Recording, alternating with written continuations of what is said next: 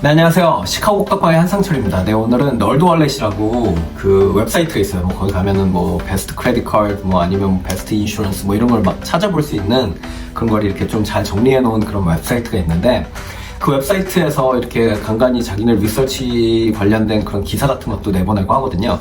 근데 오늘 거기서 나온 그 리서치 결과 중에서 좀 재밌는 게 있어서 그 부분이 이제 저희 부동산 시장을 좀 직접적으로 연결이 될 수 있는 그런 내용이라 제가 그 부분을 가지고 짧게 비디오를 한번 찍어보도록 하겠습니다. 근데 그 널드월렛에 의하면 올해에 집을 살 마음이 있다, 집을 살 계획이 있다 이렇게 답한 분들이 그 전체 그 서베이 참여자 중에 15%라고 합니다. 15%.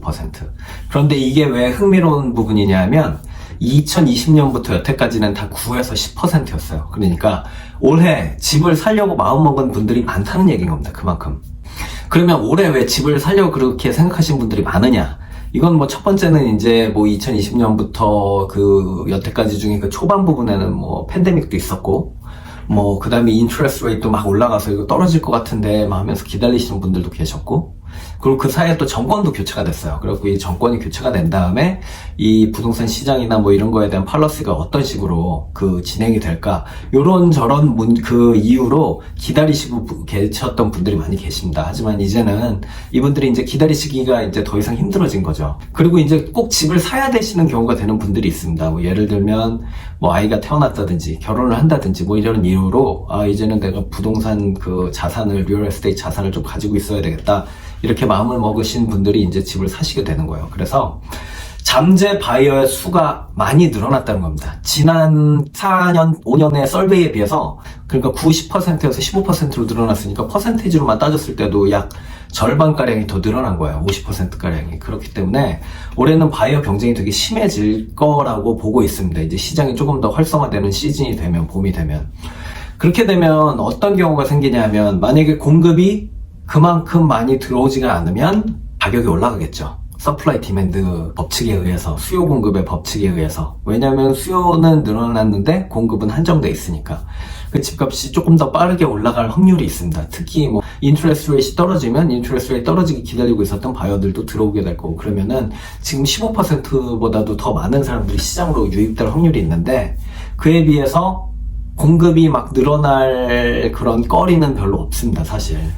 그래서 집값이 좀 빠르게 올라갈 확률도 없지 않아 있습니다. 네, 이런 부분 알고 계셔야 될 것 같고, 그 다음에 또 말씀드리고 싶은 거는, 부동산 시장 전망은 제가 늘 말씀드리지만 시장에 따라 다르다. 어느 시장에 어느 지역에 가면은 이 서플라이가 더 안 좋을 수가 있고, 어느 시장에 가면은 서플라이가 엄청 막 남아 돌 수도 있다, 뭐 이렇게 말씀을 드릴 수가 있는데, 아무래도 제 비디오 보시는 분들 중에 이제 시카고나 그 서버브에 계시는 분들이 많이 계시니까 말씀드리면, 뭐 저희 한국 분들이 좋아하시는 노스 서버브 있잖아요. 뭐 노스브룩, 글렌뷰, 버팔로 그런 그쪽. 거기는 지금 현재 서플라이랑 디맨드의 비율이 한 1.4대 1, 1.5대 1 정도 됩니다. 그러니까 바이어 한 명당 집은 1.4개나 1.5개가 있다 이 얘기인데, 이 시장이 가격이 안 올라가려면 6대 1 아니면 7대 1 요 정도가 돼야 돼요. 그러니까 바이어의 수보다 현재 시장에 나와 있는 집이 한 6배에서 7배가 더 많아야 된다는 거예요. 그렇기 때문에 만약에 바이어 수가 더 늘어나게 된다면 지금 현재도 공급이 모자란데 공급이 많이 모자라질 수가 있다, 이렇게 말씀을 드릴 수가 있는 겁니다. 네이퍼빌 지역도 마찬가지예요. 거기도 한 1.5대 1밖에 안 돼요, 지금. 그래서 뭐 만약에 이 잠재 바이어들이 정말로 시장에 다 들어오게 되면은 그걸 충당할 수 있는 공급이 없기 때문에 문제가 되게 커질 수가 있다, 이렇게 말씀드릴 수가 있습니다. 그래서 집을 사시려고 생각하시는 분들은 아무래도 잠재 바이어들이 보다 본격적으로 집을 살려는 액션을 취하기 전에 빨리빨리 진행을 하시는 게 어쩌면 더 좋을 수도 있어요. 그리고 집을 파시려고 하시는 분들에게는 조금 기다리셨다가 이 시장이 활성화됐을 때 내놓으시는 거 어떻게 보면은 더 좋은 전략일 수도 있습니다. 기다리실 수 있다면. 그래서 뭐 그 3월 말이나 뭐 요때쯤 리스팅을 올라갈 수 있게 이렇게 하시는 게 더 괜찮을 수도 있습니다. 저는 그렇게 보고 있고요. 지금 이 15% 답하신 분들 중에 50% 이상이 이미 집을 보고 있다고 답을 했어요. 그러니까 이분들이 실제로 지금 액션을 취하고 있는 상황이니까 이런 부분들 염두에 두고 계시고, 만약에 올해 집을 사실 거나 파실 계획이 있으시다면 이런 최근 뉴스를 좀 한 번 더 되짚어 보신 다음에 이 전략을 잘 짜서 올해 집을 사시거나 파실 때 꼭 성공적으로 손해보시지 마시고 이렇게 하실 수 있게 진행하시기를 권해드립니다. 네, 만약에 그 일리노이나 뭐 시카고 지역에서 뭐 도움 필요하시다면 저 찾아주시면 되고요. 오늘 비디오가 재밌으셨거나 도움이 되셨다면 구독, 좋아요, 알림 설정 눌러주십시오. 네, 그러면 다음 비디오에서 뵙도록 하겠습니다. 감사합니다.